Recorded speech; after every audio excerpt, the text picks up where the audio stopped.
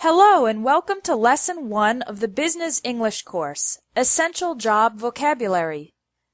Let's begin by answering the question, where do you work? This seems like a simple question, but there are many ways to answer it. I work at, I work in, I work for, and I work with. Each preposition is correct in a different context. I work at and I work for are used with the name of the company. For example, I work at Espresso English.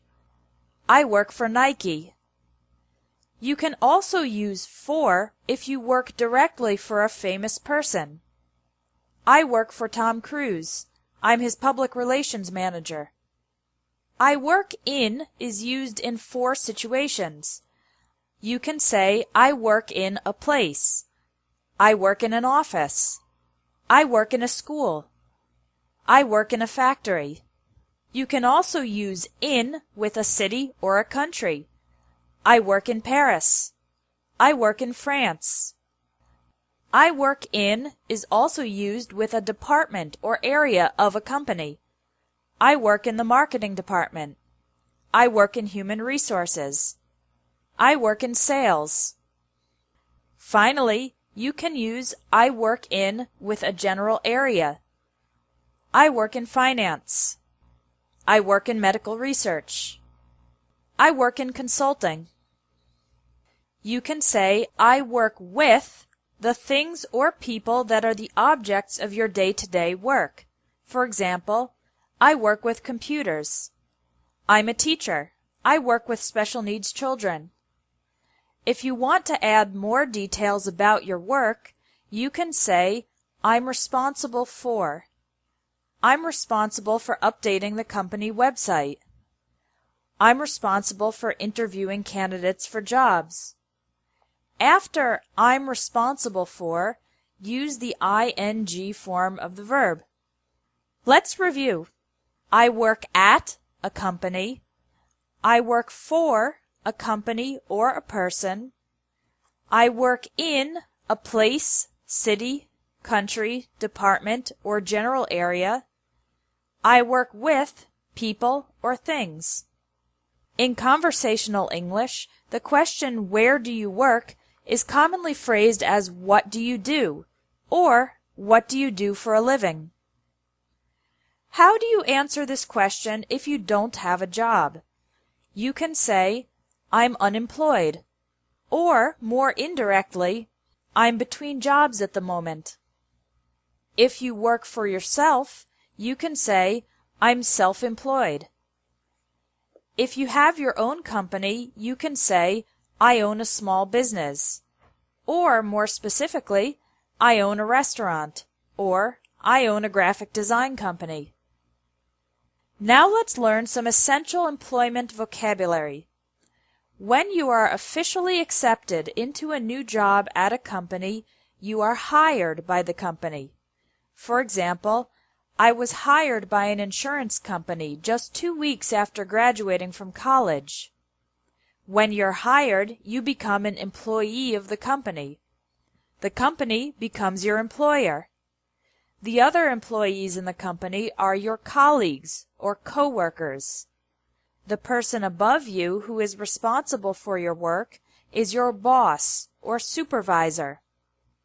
As an employee of the company, you earn a salary, money you receive regularly for your work. Don't make the mistake of saying win a salary or get a salary. The correct verb is earn. If you're good at your job, you might get a pay raise or a raise, an increase in your salary. You could also get a promotion, an increase in importance and authority. At the end of the year, some companies give their employees a bonus, extra money for work well done. The opposite of hire is fire, when your company forces you to leave your job. For example, Peter was fired because he never came to work on time. Usually if someone is fired, it's because they did something bad. If an employee loses his or her job because of a neutral reason, like the company reducing its size, then we say the employee was laid off. For example, Donna was laid off when her company started having financial problems. If you decide to leave your job, there are 3 verbs you can use. I'm going to quit my job. I'm going to leave my job. I'm going to resign. Quit is informal.